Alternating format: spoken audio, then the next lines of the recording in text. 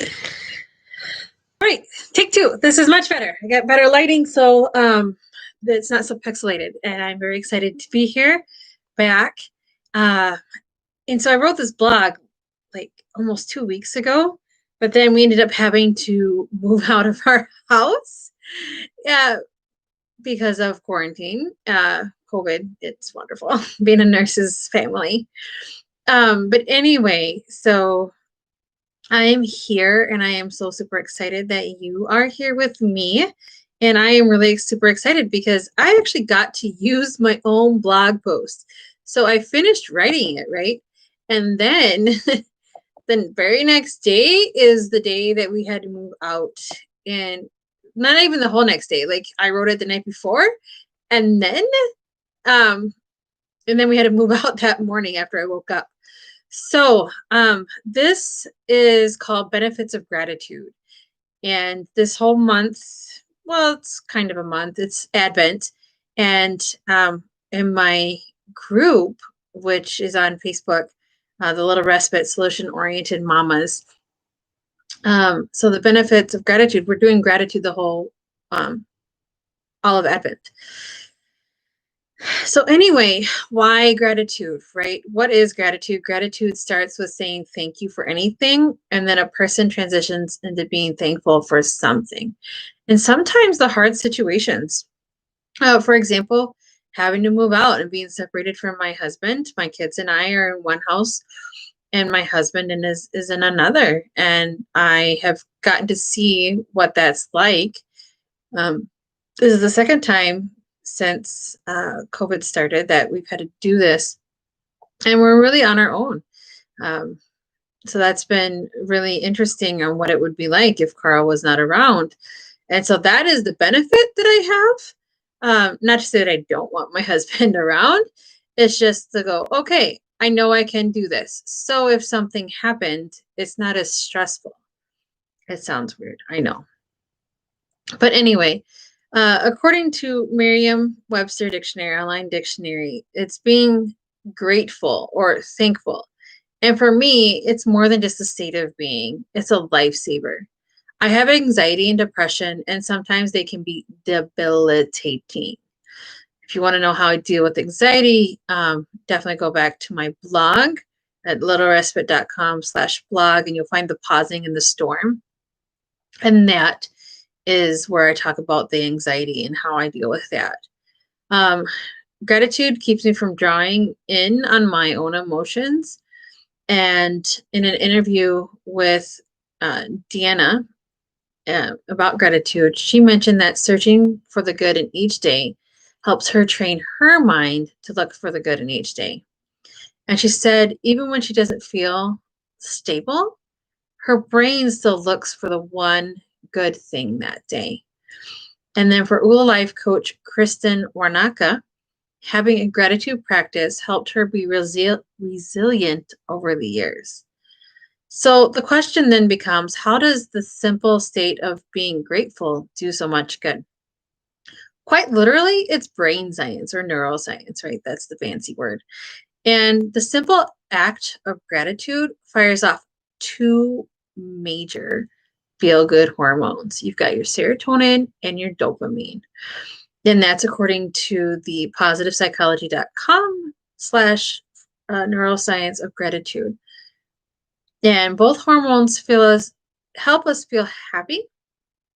The hormones provide a solid intrinsic motivator to do better and appreciate more than just good deeds. So sometimes we need to dig a little deeper to find something to be grateful for, especially if you're frustrated with some people or frustrated with your situation, then we need to dig to find grateful. And the cool thing is when you dig for that gratitude and you look at the silver lining in a situation, your brain gets that hit, that serotonin and dopamine hit. And then you start turning into the can do. I can do this. I can get through this. And so those with anxiety and depression can also benefit from having a gratitude practice. Not only do they get the natural feel good hit by practicing gratitude, but changing what you focus on also helps with anxiety and depression. the problems that you seem to have, they have solutions. And anxiety tends to dissipate because you're like, oh, there you go. And that's what I was talking about when, how am I going to be a single mom if that ever happens, right? I have two little kids. And so I constantly would think about that, like, what happens, what happens, what happens, because anxiety kicks in. But the blessing of being separated, I can do this. It's okay. We will get through it. Life will happen and it will be okay. So if I ever get stuck in that, I have a plan now. I already have. I've been there, done that temporarily, right?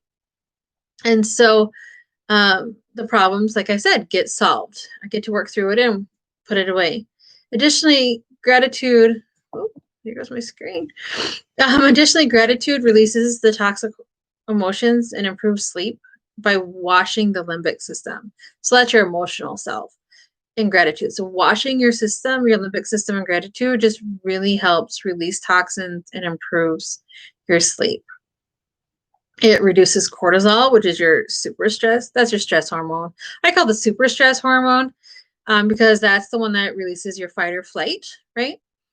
And fight, flight, or freeze reaction. So you're not in your thinking brain when that kicks in. Gratitude helps reduce that because it makes you aware of the present and it acknowledges how one fits, so how you fit into the broader spectrum of life. And the sustained change over the time actually happens when you keep focusing on gratitude. So daily gratitude exercises.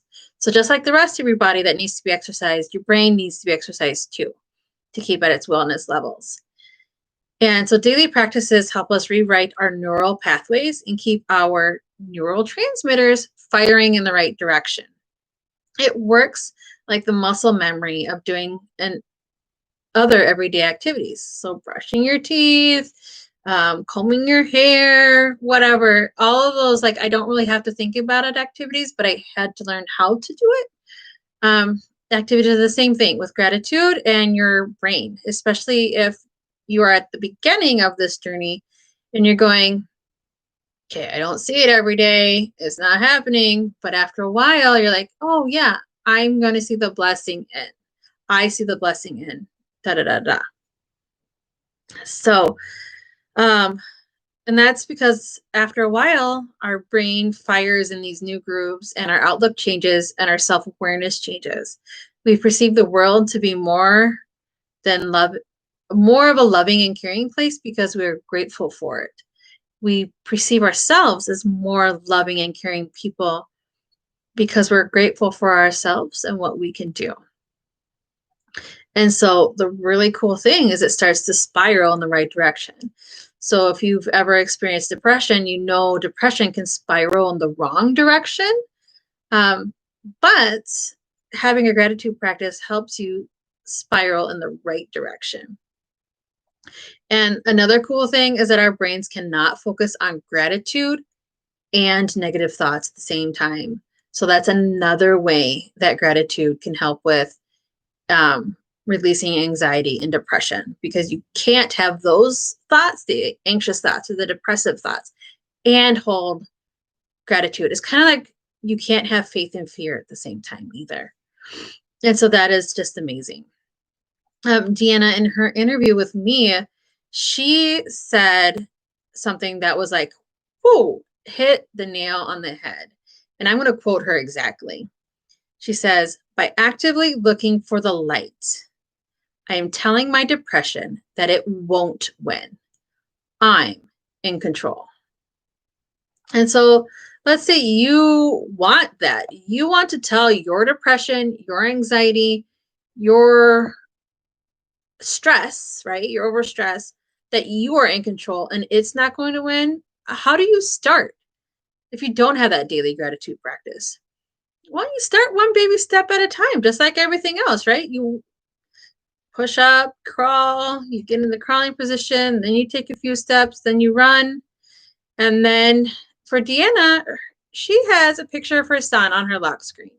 That reminds her to be grateful. And it reminds her that even if there's nothing else in the whole world that day that she's grateful for, she is grateful for him. Gratitude journals are a popular way to wash your brain in gratitude before you sleep. Kristen's current practice is for each person in the family at the meal to state what they appreciate in each other at the table.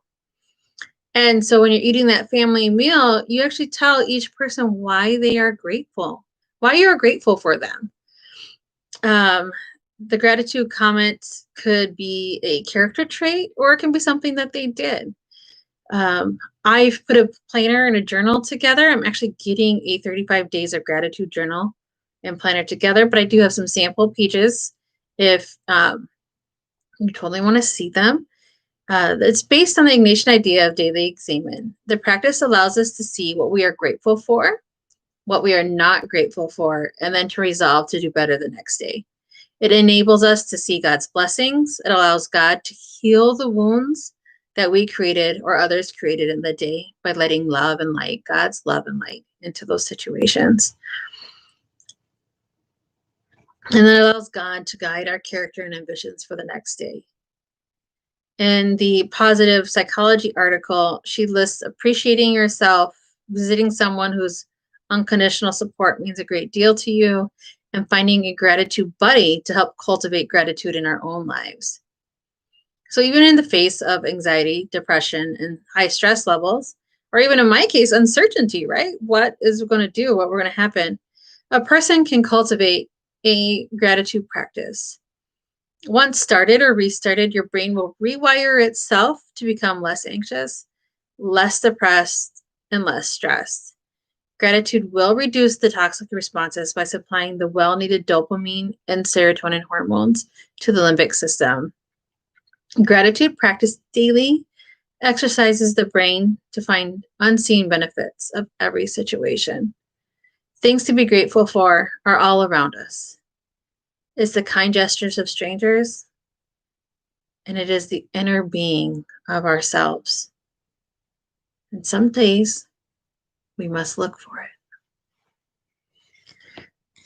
So that is a blog that I used for myself, and I am excited that you're here, and I hope to continue the journey with you. And talk to you soon.